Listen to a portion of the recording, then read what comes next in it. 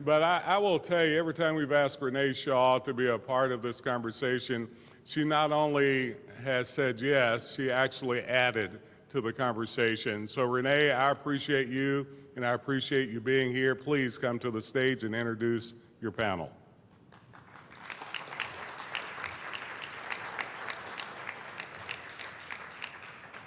You're supposed to push. Oh, there we go.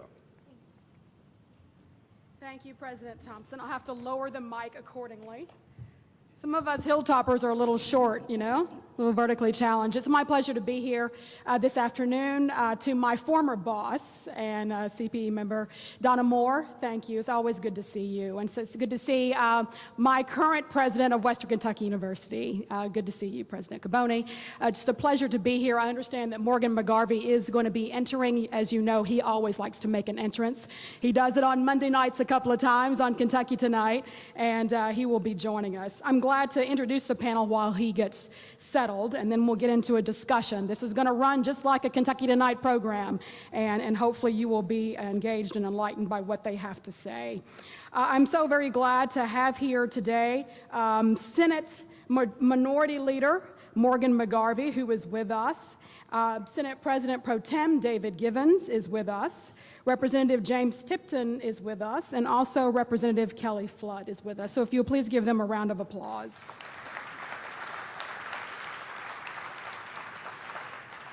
So I think the two major places we're going to hang our hat, and perhaps there'll be room for other discussion, is about affordability and state investment. And I think those are the two things that you will confront when the General Assembly convenes in January, just around the corner. So let's just start at this place.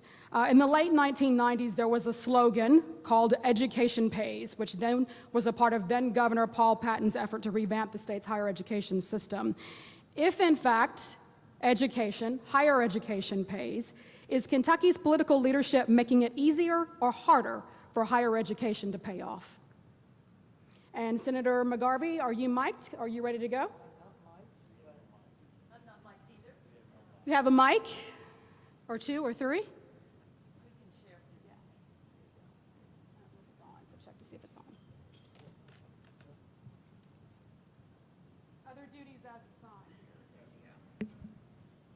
All right, is that good?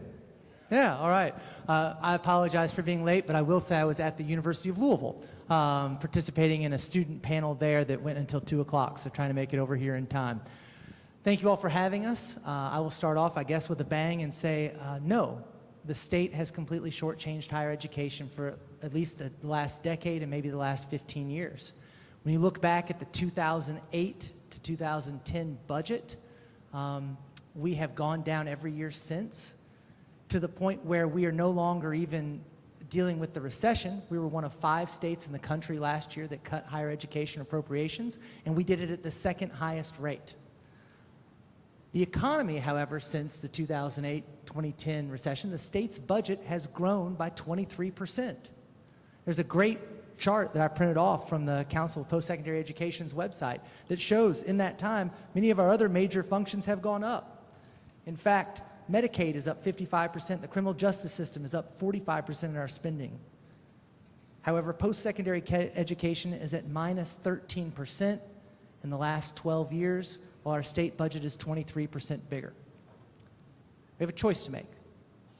We have a choice. Do we want to recruit, attract, and retain the 21st century jobs in an information economy, a dynamic economy, which requires thinkers and learners?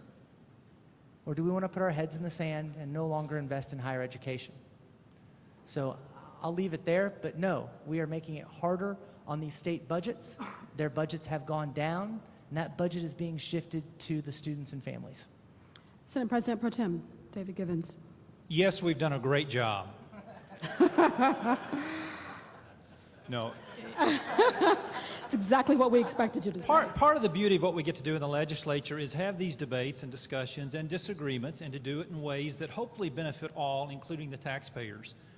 Faced with economic challenges that our state has faced, pensions being one of those, and everyone in this room has heard that word mentioned.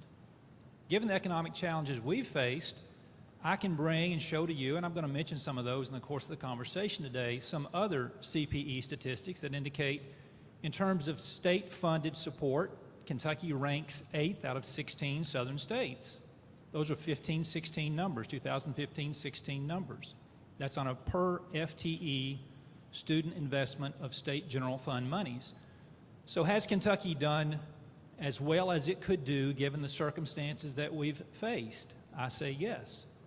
Part of that, I think, is also a conversation that I had the chance to sit in earlier today around performance-based funding. I'm excited about that.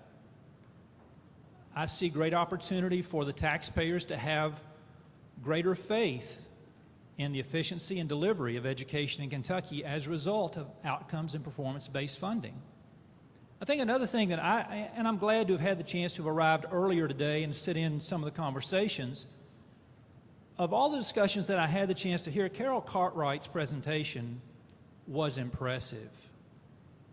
And I want to challenge even at the start of my conversation with you by emphasizing some of the things that she said. And I'm going to use a quick story around this question of affordability.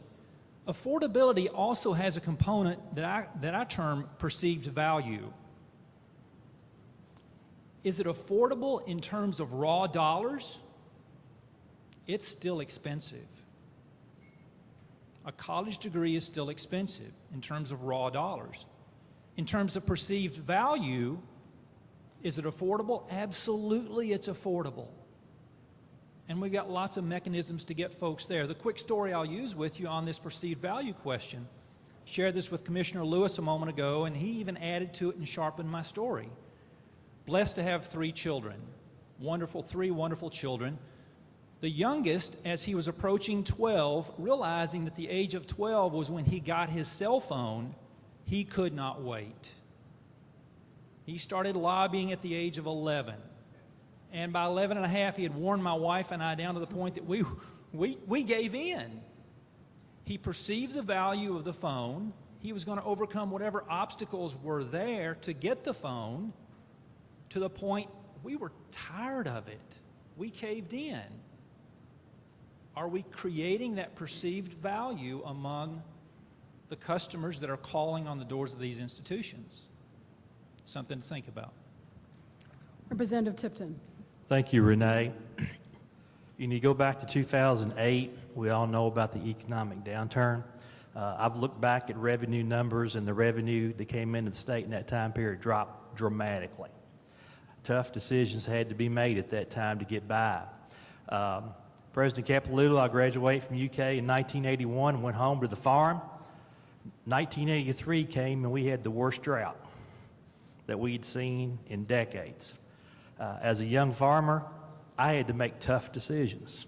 I had to figure out a way to survive for the future, and that's kind of how we were in 2008, and we've worked from there. We also have to be aware of the reality of where we are in the state, as Senator Givens mentioned about our pension system. In 2014 biennium budget, there was approximately $1 billion appropriated in that budget for retirement contributions. In 2016, that number went to $2.2 billion. In 2018, that number went to $3.3 billion. We're talking about 5%, 10%, approximately 14% of our last biennium state budget went to retirement contributions for the pension. Under those kind of stresses, I think we've done remarkably well with the resources that we have. A few examples. Post-secondary education is changing. We have more people coming back, adults are coming back to upskill, and that's a trend that's not going to continue. You look at the high school level. We've initiated the dual credit scholarship. The Work Ready Kentucky Scholarship, which started for those high 5 demand areas, we've transitioned that and made it available for a freshman in high school can now take 2 courses. We're trying to emphasize post-secondary education with the resources that we have, and we need to continue to do. Looking, and I shouldn't forecast a little bit, but I'll kind of share what my goals are. My goals for this session in regard to funding appropriations for post-secondary education. Now remember, when the numbers actually come in, we may have to back up on that, because the way this budget's going to start, we're going to look at our pension contribution. We have to know what that number is. We're going to have to know how much we're going to have to invest in Medicaid, and we're going to have to look at our prisons. Those are 3 high areas, and then we've got to start backfilling those numbers. But at the very least, I want us to hold where we are and hopefully put some money in the performance-based funding pool. I think that's a lofty goal. President Jackson mentioned the deferred maintenance many of our universities had. Last budget cycle, we talked about a bond pool for maintenance. I think that's a worthy goal to look at, President Thompson. Let's come up and see where those priorities are. And I will say this, until we repair and take care of what we got, I'm personally not too interested in building new buildings. We've got to maintain the resources that we have, so I think that's a focus I'd like to see us go on. Yes, we've had struggles, but today's a new day. We have to look at the future. Our economy grew. Last fiscal year, we were projected to grow at 3.3%. We saw 5.1% growth in the last fiscal year.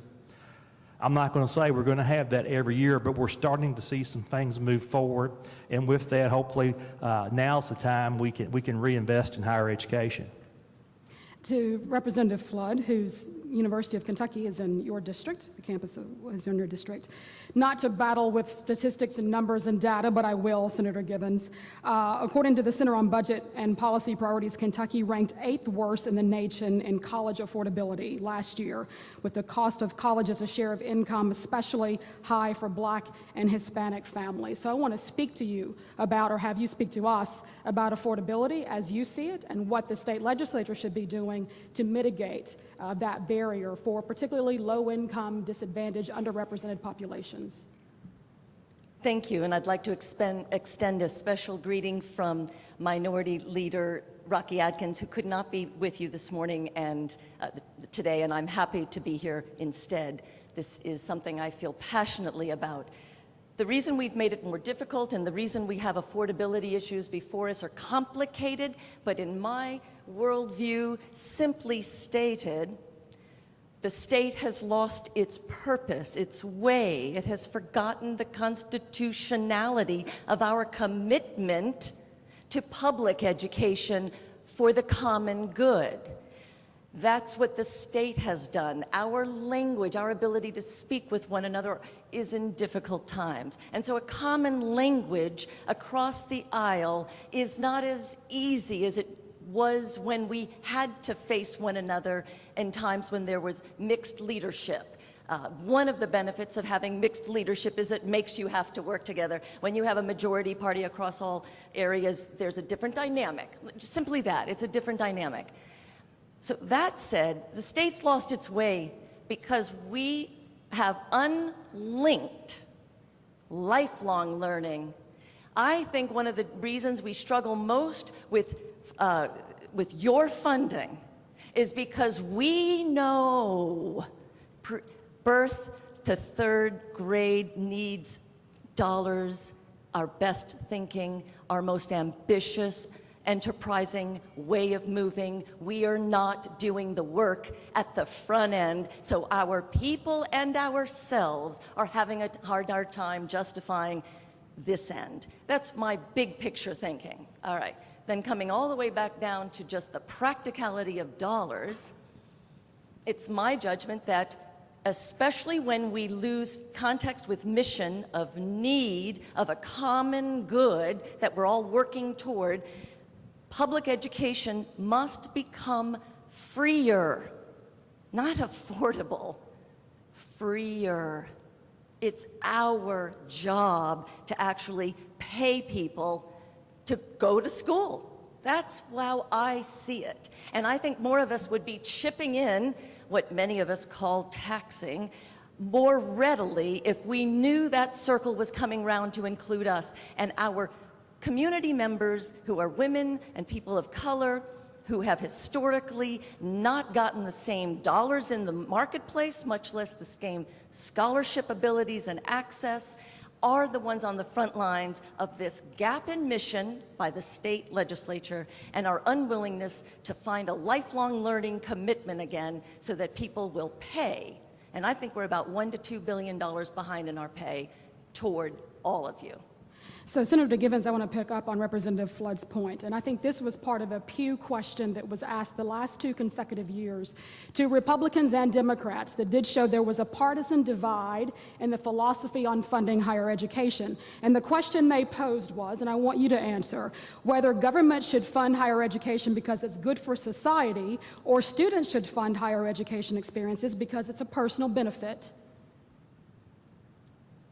So just a moment ago, and I'm going to answer your question, but I want to back up to the Sure. previous question, Sure. if I could for just a moment. Our previous presenter, as she was talking about the benefits of education, she used a phrase, and I wrote it down, and I may, in translating it without my notes, I may get it wrong, but it was a phrase that caught my attention. She talked about it being a personal good with community benefit. A personal good with community benefit. And that's largely what post-secondary education is. When you think about the increased tax revenues, communal benefit, the higher health numbers that she indicated on her slide as a result of someone being better educated, all of that is a personal good, but also a communal benefit. And so I think it is certainly both. Now, Renee, as you often do, you sharpen everyone's game. And I appreciate you sharpening our games through your questioning. The pointed question that you put to my colleague was around the question of underrepresented minorities and also low-income students. And so I'm excited, and I've got a very specific slide that I'm going to share without naming the institution. It's an in-state institution. It's not an internal document because it was posted on the internet as I was doing some preparation for this conversation today. I came across this slide and I thought how beautifully and succinctly it sums up what we're trying to do with performance-based funding, which is to drive the sort of outcomes that you're talking about. How do we incentivize the state to move forward on gains in the space of underrepresented minorities and low-income students? That's low-hanging fruit. That's great opportunity for us to hit the target that we've talked about, President Thompson, of 60 by 30. That's where the real gains can come, is in that space. And so one of these internal slides from one of our publicly funded state institutions indicates that what they're chasing, and they say it very succinctly on the slide, they're stacking it up to try and chase the unicorn. And the unicorn in their state performance funding model says a senior level, low income, underrepresented minority student in a STEM plus H program is worth $22,050 general fund dollars. Wow.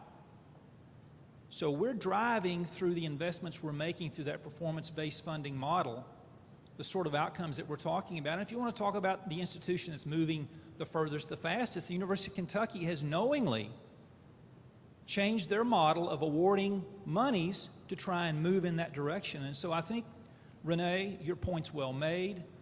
I'd love to be on a symposium in 5 years with you and have this conversation again to see where we stand. Or sooner on Kentucky Tonight on a Monday night during the General Assembly. How about that? Senator McGarvey, I think you wanted to comment. Thank you. And one thing you said, Renee, I want to comment on a few things you said, and certainly that Senator Givens brought up, is when you talked about the difference between Democrats and Republicans. And I want to reframe that a little bit for just a second. Sure. When I brought up where the state's economy was in 2008 to where higher education budget is today, I just want to point out that we had a Democratic governor and a Democratic House from 2008 to 2015. I don't think the funding problems of higher education are a Democrat or Republican problem in the Commonwealth in Kentucky. I think it has been a failure of the legislature and the executive branch as a whole. So I think we need to look at this not as a partisan issue, but as we're all in this together, and it is a community benefit to have higher education dollars. That being said, when you talk about the affordability question is real. And I'm in a little different age bracket on this panel maybe to answer that question. We wanted to start a college fund for our kids when they were born. We couldn't. We were still paying off our college. Right? Look at where tuition is. When I would have started 20 years ago as a freshman at either UK or U of L or any school in Kentucky, but I can speak to UK and U of L because I have those tuition numbers in front of me. Since then, tuition has almost quadrupled. My parents' income has not quadrupled in the last 20 years. Certainly I haven't. You used to be able to work your way through school. I don't think you can do that anymore. University of Kentucky received $316 million from the state budget in 2008 and 2009. This year, they'll receive 261. Those aren't dollars adjusted for inflation. What happens? Those general fund dollars, they go in first. They're not the restricted grant monies or the other funds that you all get. They can be used flexibly in a university. When those go down, you have to make up those costs. Where do you first look? The same place as private schools look. You look to students. All of a sudden now the state's contribution to the University of Kentucky's budget this year is down from 14% of the total budget to 6% of the total budget. That gets put on students. That makes it less affordable, which makes it harder, certainly for people of color. It also makes it harder just for people without means throughout Kentucky, whether south, east, north, or west. And so, I think we need to address that affordability question, but of course, when you also talk about people getting into college, there's a pre-K even level we need to talk about from a holistic approach on the education budget. But I don't think you can ignore the fact that the impact these budget cuts have had on these universities and that they've come from both sides. Anyone else care to chime in on that before I move to talk about specifically performance-based or outcome-based funding? Can we do that? This is coming from the Kentucky Center for Economic Policy, a recent report, August, September. It says the distribution of performance funds, still in the phase-in process, as you all know, at Kentucky's universities and colleges, has raised some concern about the model because in 2020, smaller institutions and those serving students with greater challenges to degree completion are receiving no performance funds. K-State, Morehead, Eastern Kentucky, Regions 4 Community and Technical colleges. Is that concerning to you? And does there need to be more flexibility in the metrics by which performance funding is based? And I'll start with you, Representative Tipton. Thank you, Renee. I'm sure everyone is aware that when legislation was passed for performance-based funding, there was language in there that the working group would come back together, and I believe next year is the year the working group is scheduled to come back together, do an evaluation of where we are, and possibly make some tweaks. As I came on this, I've had to learn a lot in the last 2.5 years as chairman of the Committee on Post-Secondary Budget Review for Post-Secondary Education. And you're right that in an era where we have had budget cuts, that has made it more difficult for our smaller universities. If you look at the numbers, that stands out, and that goes back to my point earlier that if we had an issue with some things that got out of proportion. We need to get some. I think Northern Kentucky, WKU, we made some movements toward that a couple years ago. If we can get everybody on a level playing field, and then put more money in, they're competing. They're all able to compete for the dollars. The way the system's set up now, some of them are starting from.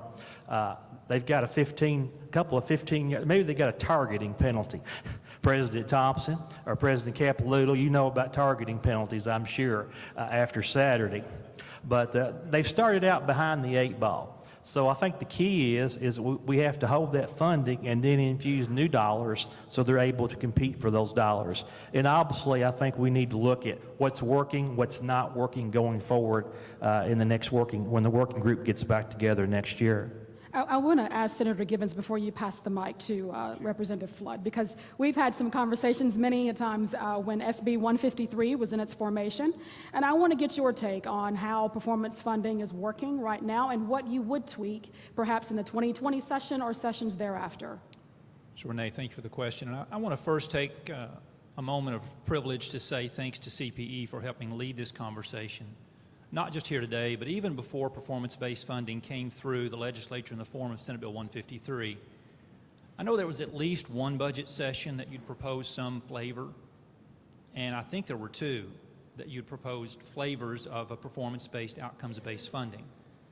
Secondly, still in this moment of personal privilege, I want to thank all of you as university presidents and as trustees for supporting this model. This is in the best interest of, number 1, our taxpayers, and number 2, our students. Now, the underlying guise of why we are where we are with regard to performance-based funding, as many of you know, for years we were funding post-secondary education in our public institutions based on an archaic shares model that said what you got in the last budget, proportionally you're going to get that same share again, regardless of whether you're excelling or declining. That really was a flawed model. And so in the process of moving through this what is largely painful change for some institutions, we've had some very constructive criticism, and I've so enjoyed seeing us engage in that. As much fun as it is to talk about UK and U of L basketball, we can gain a lot more for our state engaging in these conversations around performance-based funding. Do I sense that we will have some changes that will all come out of what the review group decides as it meets in the summer of 2020? As my colleague was indicating, the disparity in full-time equivalent funding that we had put ourselves into through that flawed model of a proportionate shares regardless of enrollment, gain, graduation, we were basically just allocating the same proportionate dollars to each institution. Some had grown, some had not. That disparity in full-time equivalent, as we start to normalize that, is where the pain's coming from, and many will frame it as a decline in investment in some comprehensive institutions. Others will frame it as a normalizing where these institutions previously got a benefit they really may not have deserved. So you can look at it a couple of different ways, but I do appreciate everyone's engagement and involvement in the conversation. The question I need answered is, at what point does the state government have to step up funding? At what point? If we say we're going to wait until some notion of a level playing field and already show how students in every one of our institutions are held back by the unrelenting power of poverty on learning abilities, then we are setting ourselves up to never put any pressure on legislators to raise a dime. And I need you to understand fully, that the only way I have ever seen a state representative or a state senator ever raise money is under sincere pressure. And I would say to you, if we've allowed a language that says, let's just wait till the playing field gets level, we are never going to raise a dime for you. Let me tell you who will get money. Transportation's going to get a bunch of money coming up. And I'll tell you another pressure point that's coming is going to be criminal justice. All right?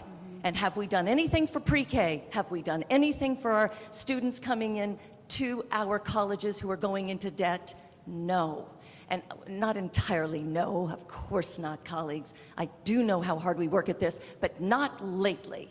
And the last piece I'd want you to understand is, this is a generalized number, but the last time I looked at Lafayette High School in my district's graduation numbers of the students who were going into in-state colleges, most of them were women, and they wanted to be teachers and nurses. And why is it that those two professions are under attack, and we can't find enough of them, and our schools are waiting to educate them on those? We have to understand that we really have to link up the state's responsibility to fulfill the constitutional commitment to provide a common education, and we are not doing that. So I do want us to talk, Senator McGarvey, about raising revenue. We'll get to that a little bit later and what some ideas that are already being bantered about.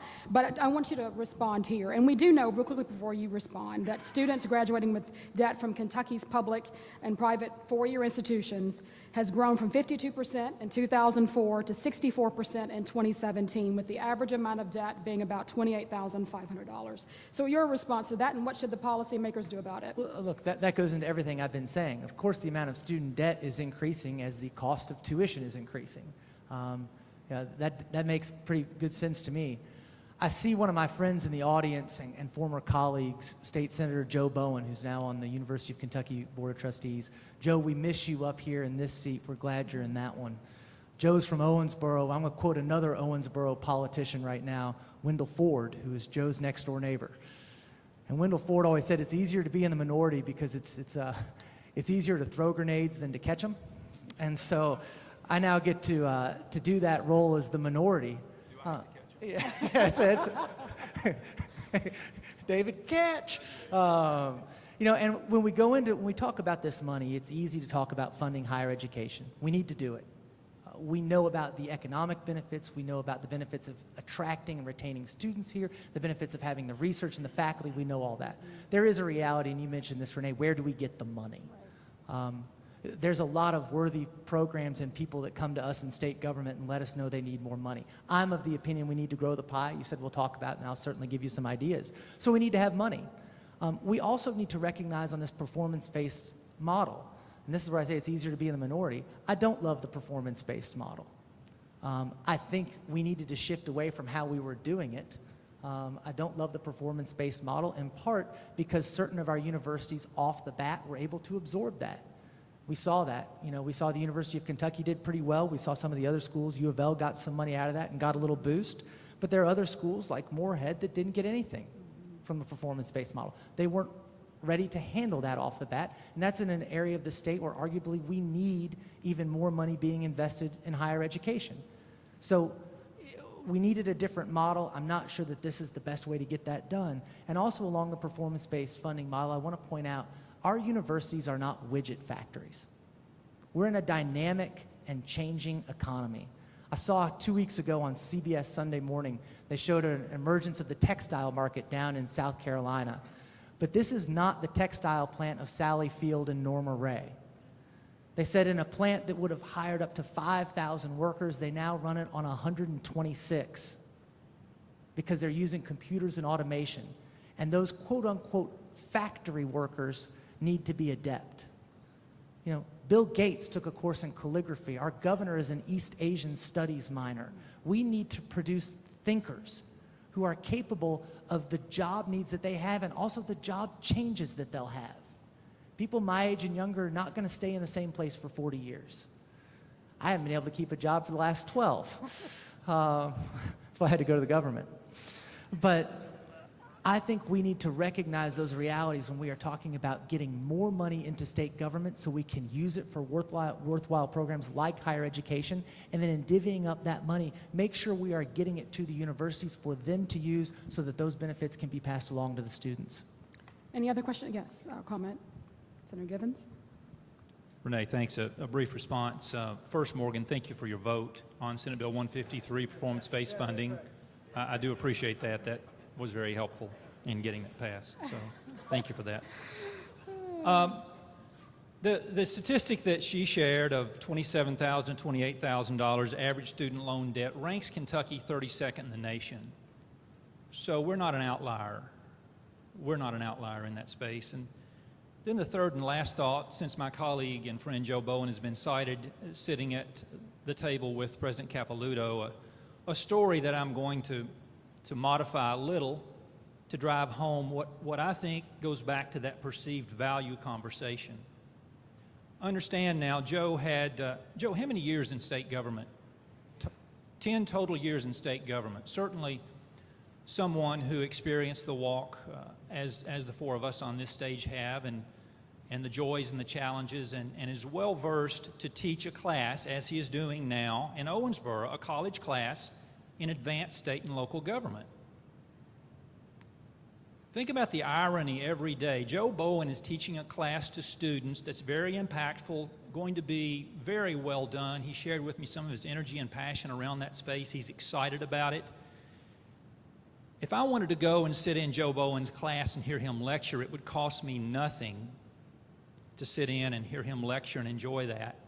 At the same time, we line up and pay thousands of dollars for University of Kentucky basketball tickets to go and watch men in shorts run up and down the floor throwing an orange thing at a round circle. What does that say about our priorities? What's the perceived value of post-secondary education? Just think about it for just a moment. So let's talk about Bucks for Brains, and specifically when we talk about higher education. And this Bucks for Brains program was recognized in 2001 as a national model for how states and regions create high-paying jobs through investments in science, technology, and innovation. We know that funding for Bucks for Brains is dried up. Is there political will in the Kentucky General Assembly in 2020 or beyond to restore funding to that program? And to get to Senator McGarvey's point about widget making, you know, is Kentucky settling for more infusion of low-skilled, middle-skilled workers that we're neglecting perhaps the research possibilities that can come and bring about the entrepreneurship that could really increase the quality of life for all Kentuckians? Representative Tipton, I'll start with you. Renee, to your last point there, I think we have to have a comprehensive approach, a comprehensive focus on post-secondary education. A four-year degree is not for everyone. We've had a lot of history of pushing that. A lot of people, one of the big issues with student loan default is students who start school, they go for a year or so, a year and a half, 2 years, they don't get a credential, they don't get a degree, and they're the ones more likely to default on student loan debt. So I think it's important for us to focus on both of those areas. And that's probably going to be an area, a situation where we've got to continue to balance that back and forth to make sure that we don't tilt too much to one way or too much to the other way. But that is essential. You're right. We have to emphasize our research institutions. Very important. I'm sure you all are aware that one of the issues the General Assembly will be dealing with this time is the University of Louisville acquisition, the Jewish Hospital Group. A big part of that is about the research potential that is there. And President Bendapudi, I'm going to ask tough questions, but I'll be fair when we talk about that, because that's an important decision for all of the Commonwealth, not only for the Louisville area. So we have to emphasize, we have to have that balance of research. I'm an ag major, graduated from UK in agriculture. I'm very familiar with the research work they do there, so that component is essential. I'm going to be honest with you, I do not see, I'm just giving my personal opinion, that we'll be in a situation to infuse dollars into Brains for Bucks this year. And you got to think about, we have so many priorities. There are so many needs out there, so many things that we could fund. When we talk about post-secondary education, I think we have to look at our current situation, where we are with those young adults and adults who are in post-secondary education. But I totally agree with what Representative Flood said and others have said. We have to focus on lifelong learning. It's so essential for the students who are going to be entering post-secondary education in 15 to 18 years to be well equipped and well prepared for that environment. So it is essential that we look for ways to enhance funding for preschool, for kindergarten. I've recently been in some subcommittee hearings, and we've talked about the need for kindergarten, the cost. I'm getting varying numbers. Probably for us to fund the full-day kindergarten, we're going to need an additional $140, $150, $60 million per year. If we were to increase the preschool allotment from the 160% up to 200%, I think in preschool that's about $17 million, is what we heard in committee. They didn't have the number for the child care. So many of our young people receive their preschool education in child care. Since there are more numbers, that's going to be higher. So between those two, we're looking at about $180, $200 million per year. Where's that money going to come from? At this very moment, I can't tell you that. But we've got to continue to work toward those types of goals. Representative Flood? Can I just, for a moment, really show some love for everything you just said? I'm serious. That really, see, that's what happens when you put people in charge of that budget. You finally understand it really makes, $200 million can make a huge difference. If we gave the universities right now and didn't have them compete for it, said with respect and care, and just gave it to you, I know what you would do with it. I know how you would translate it into bucks for brains. Let me suggest to you one way to get your hands on that $200 million he just spoke up with. If we were behind as institutions becoming the spine, along with Friskies, of how we advance child care networks throughout the state and become these hotbeds of connection. So, because what we're not doing is settling for low-skilled and middle-skilled workers. What we're doing is saying to those workers, you just can't get your kids cared for. You just can't afford the preschool coverage, and you have to leave in the middle of the day and come over and drive your kid over to this other place to get covered.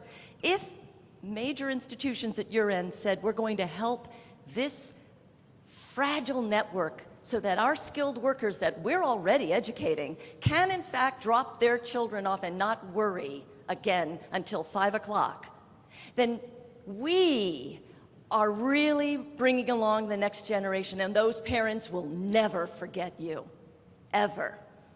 The way we want to forget you now, because all you are is a huge bill in our minds coming up to us, right? But if I knew you were with my kid from the very beginning, I would be with you all the way to the end. So I think we need to find that divide. I think that those middle-skilled workers are exactly who we need in a poor state. We have to have middle-skilled workers and low-skilled workers. What we need, though, are stable salaries and stable homes. And that comes from the state having your back while you're getting educated and getting started in your jobs.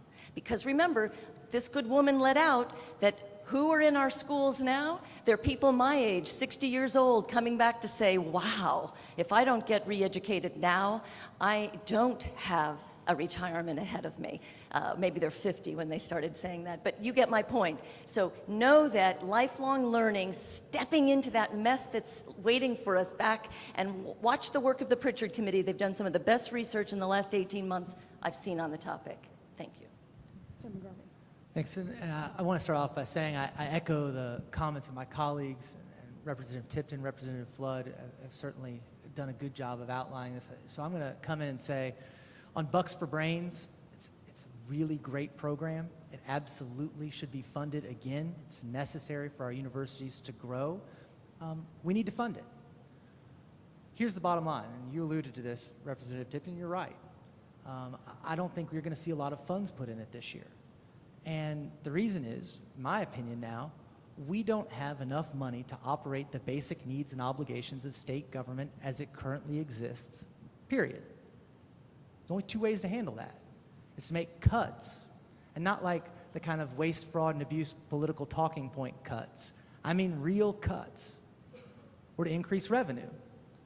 What nobody talks about in Frankfurt is that both of those are equally tough votes.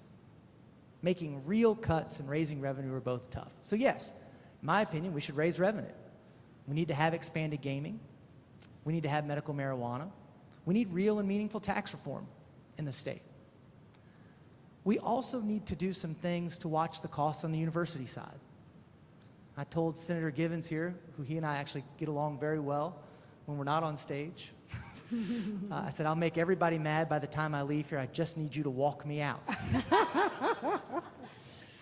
And, you know, I think we need, look at our state. Look at who we are. Look at the resources we have and the number of people that live here, and the number of universities we have and the number of programs we have. There is duplication. I think we need to look at some more innovative solutions. Perhaps having a super board govern both UK and U of L, and then a super board governing the rest of the universities. That won't fly here because a lot of people want to protect that turf. And you're going to see a lot of legislators want to protect that turf. But it's the type of big thinking that we might need to get some of these initiatives through in the near future. So, Senator Givens, I want to ask you philosophically, do you believe that there is or is not enough money in state government to do what needs to be done for higher education? Do you believe we need more money, or we have enough money but we just haven't allocated it appropriately? Renee, I'm going to go back to a 2012 conference that I attended, and Chief Justice Minton was speaking on a panel about the challenges the judicial branch was facing as it related to funding. And if you remember 2012, we were at the height of that decline, really, in terms of the ripple effect, because Kentucky typically will lag a little behind the other states, both going into and coming out of a recession. And Chief Justice Minton, in talking about the challenge economically and financially that his branch of government was facing, stated very succinctly that until faced with doing things differently, people don't do things differently. Now, do I wish we had money to give everyone everything they wanted? Absolutely. But understand, the money is not free. The money is taxpayer money. Is it better invested by the man or woman creating their own business and starting it and raising their children in a small community they love and supporting the local baseball teams and the volleyball teams? In lots of cases it is, because government is not a super efficient beast at redistributing money through mechanisms. As important as publicly funding post-secondary education is, Kentucky is not super efficient, nor is any state government model super efficient at collecting money from all 4.3 million citizens, concentrating it in the hands of the legislature and somewhat the executive branch, and then passing it back out. That's not a great model. We do have some fundamental core services that government has to stand for. And thankfully in Kentucky, one of those is education. One of the charges of the state government is education. And if you look at where we put our money, 60% of that money flows into education. What's causing the challenge when we have to put 15% of our state budget into pensions? The relief and the air and the revenue and the excitement, if we had half of that 15% to spread across all the vital roles of government, would be significant. So do we have enough? No. Are we going to ever have enough to satisfy all these systems? No. Can we still do great things? I think yes. So while you have the mic, I want to ask you, what does the Senate Republican caucus think of the propositions of Senate Minority Leader McGarvey about medical marijuana, sports betting, and other avenues of raising revenue? I'm still debating if I'm going to walk out with him or not. Look, these get Joe. Yeah, that's a good answer. Get Joe.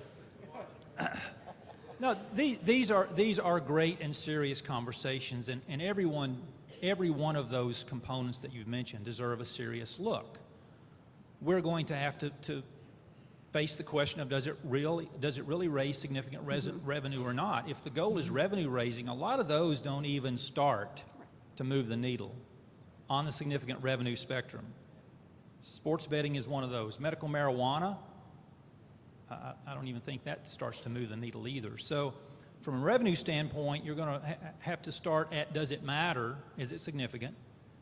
And then you run into all the philosophical conversations that are going to be wrapped up in each one of those pieces. So I'm never going to say no, we won't talk about any of those things, but I'm certainly not going to start at yes. I'm for them. Right. I'm not starting there. Right. Thanks. He has to get you to yes, right? Somehow, maybe. He has to get me to walk out with him first and then get me to yes. One thing at a time, right? One favor at a time. Any of the rest of you like to chime in on this? Yes, Renee. Here's the challenge. In order to pass a revenue bill to fund a budget, it takes 51 members of the House and 20 members of the Senate. It is very difficult to get a package together to get that agreement on. That means that our legislation's passed may have some things in it that I personally like. It's going to have things in it that I personally don't like. But sometimes you have to try and understand and vote for the good. That is the challenge. I agree with Senator McGarvey. I am all for comprehensive tax reform. We've talked about it. We made a few changes in 2018. It's time we take a comprehensive look. Our economy has changed. We've gone from a manufacturer-based economy to more of a service-based economy. We have technology, the tech economy now. We have so many changes that we've made. We passed legislation 2 years ago anticipating the Wayfair decision. I'm anxious to see the breakout. If they can break out an idea how much more money that brought in, we have to be creative in our thinking. In 2018, I was a member of a tax expenditure task force. If you're not familiar with the term tax expenditure, those are the credits, those are the deductions, those are the exemptions of things that are due to be collected. The state is due to be collected, but we're not collected. The last report we had in 2018, we'll get another one about the 1st of December, it's about $10 billion. I introduced legislation last year, House Bill 292, that would set up a tax expenditure oversight board. We really don't know. We don't have good, hard data on so many of these programs. that we need. We've got, yes, everybody talks about the tax business credits, but many of these are personal, individual. We're talking about exemption on sales tax for food, prescription medicine, residential utilities. There's about 500 to 600 of these.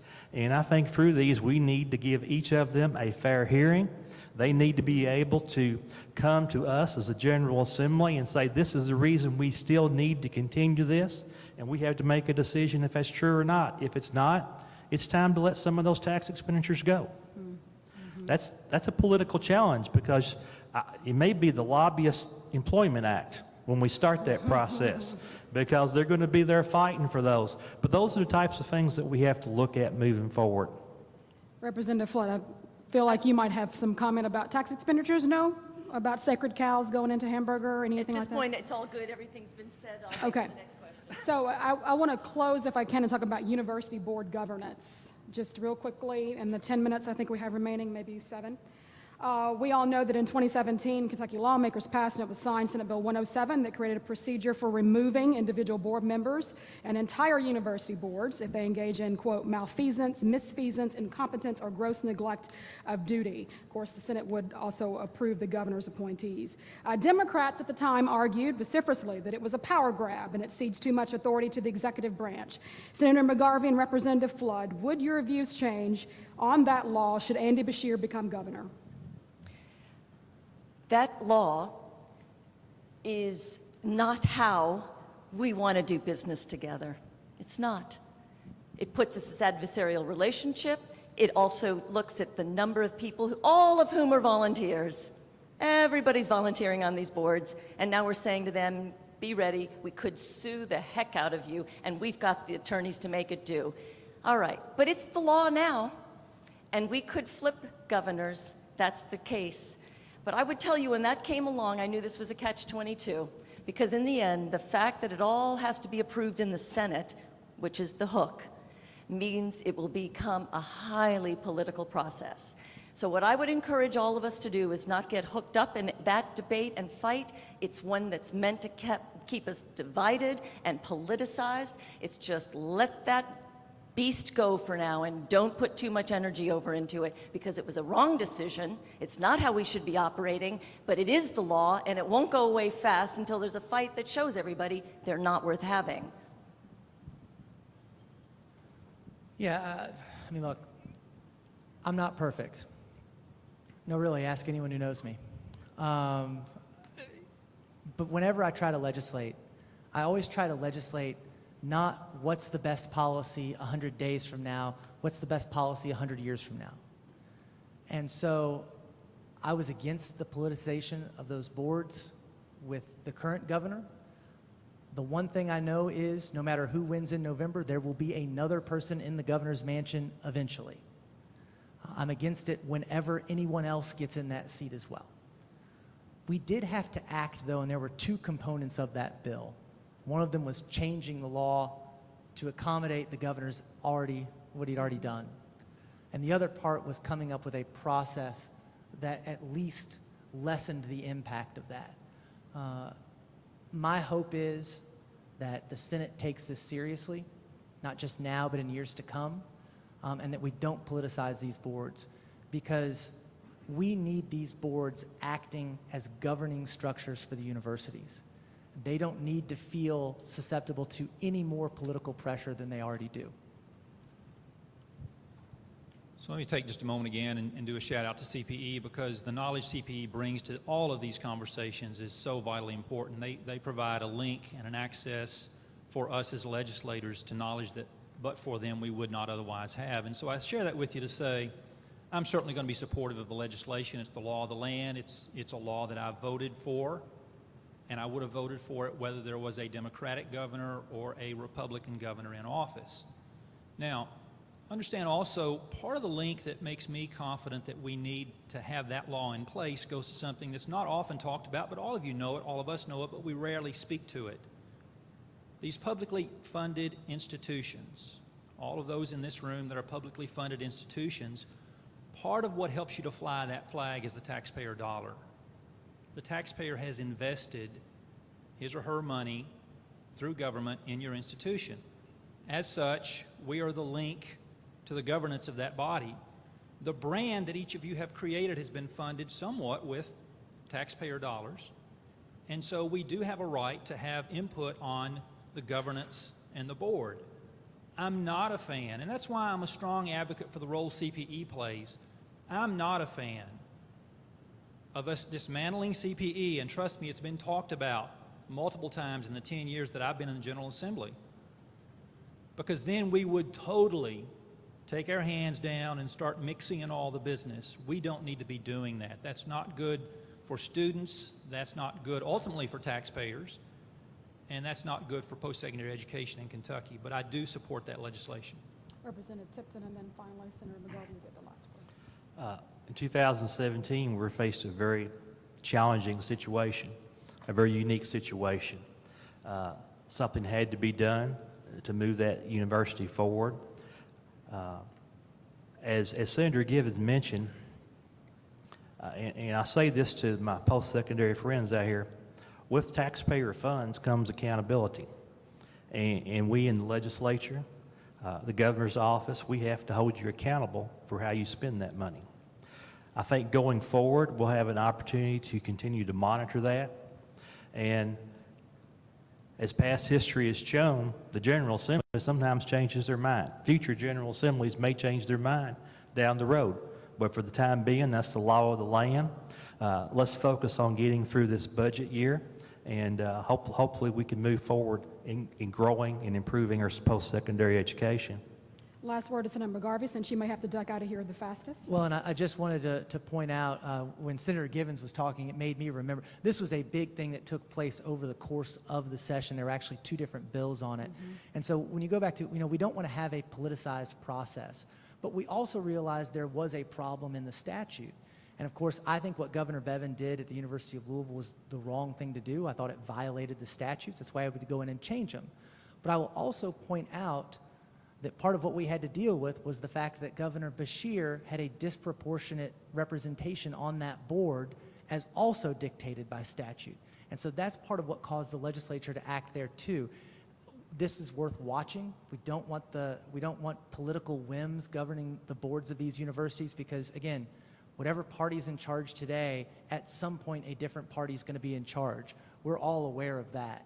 And I think when you look at those votes, certainly the people on this stage are aware of that. And then of course, we challenge you all to tell us if something's going wrong as well. So let's end on a higher note. Give us a positive takeaway about how you may respond to a request by the CPE in 2020, or what you hope will be presented to you that will advance higher education in Kentucky. We'll start with you, Senator Givens. What I'm going to take away from this today is a personal challenge that I'm going to take, and I would hope all of you do, and certainly I'm going to respond positively, at least in engaging and answering the phone when you call, Aaron. I may not say yes when you say we need $40 million, but I'll certainly answer the call as I always do. I think the personal charge I'm going to take today is as the school year has started. Here we are in September. A number of seniors have enrolled in high school. They're starting that senior year. They're getting ready to think about enrolling in college. I'm going to find a student in my community and ask him or her, hey, tell me about your plans after graduation. Tell me what you're going to do. And then I'm going to say, I'm going to be watching. I'm going to be watching and cheering and shouting and trying to help any way I can. And it's kind of like that, throwing that one shell back in the ocean. It may not matter to all the other shells, but it might matter to that one. So that's the personal charge I'm going to take from this conversation today. As we go into the 2020 budget, as a licensed real estate broker, I have negotiated many transactions. It is a common practice for somebody to ask for much more than they really need, President Thompson. I understand you're going to come to us with a proposal. I am very supportive of trying to move the ball forward. We've had private conversations about this. A lot of it is going to depend on how much revenue we have. Are we going to have comprehensive tax reform? Are some of these other proposals going to pass that might generate revenue? We do not know the answer to that question. So I am going to come with an open mind to the recommendations from CPE for each of the universities. And as long as all of education, the term lifelong learning has been mentioned, I think we really need to emphasize this lifelong learning. People are going to be going in and out of the workforce. They're going to have to be reskilled, retooled as technology changes. But I'm going to have an open mind. But we have to look at the entire budget and try to identify those priorities. As a minority member, I commit to, and a member of the Appropriations and Revenue Committee, to spend my best thinking on 3 to 4 new revenue streams so that are dedicated to funding education. And I stand in solidarity with my colleague who will be looking at expenditure side. I think that is a critical conversation, and one that I think actually is bold on the part of my colleagues across the aisle. If that actually goes down the path, I would ask you to keep their backs. It'll be a vicious fight, but I would say this, that I'm going to be looking for the good old-fashioned way of just how can we pool resources through some taxes, and perhaps even some sunsetted taxes after a 10-year period, 15-year period, they fall off, and during that 10 to 15-year period, we're building infrastructure for our education, for our citizenry. That's what's on my mind, and I'll be bringing that to the table.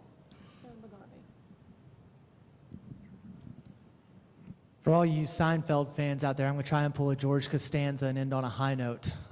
This is not all doom and gloom, right? And one of the things I think that is important to recognize is I think a continued commitment, by and large, from the General Assembly to education. I talked about the numbers of the increase of the overall budget of 23%, the decrease of funding to higher education. That's true. What I left out is an increase in funding to education overall. There is, I think, a recognition by the General Assembly about the importance of education. What I'd like to see is, one, we ask better questions of you. What do you really need? Not what do you think you can ask us to get away with. What do you really need? And I hope the answer is what you really need. It's like being a parent, not saying we're going to give it to you, but it sure would be nice to know what you actually need for your vision of where you want to take the universities. And hopefully then, with dollars that are scarce in this state, we can make the best decisions possible with the resources we have, because I do think what you see on this stage is everybody wants the same thing. We want world-class universities. We want our kids and our grandkids to stay here, go to school here, get jobs here, and grow up here like we have. And however we can partner with you to best make that happen, I do think this General Assembly is capable of doing. Good words to end on. Please give this esteemed panel a round of applause, and thank you for your time, and thank you for allowing me to moderate. I'll turn it back over to President Thompson.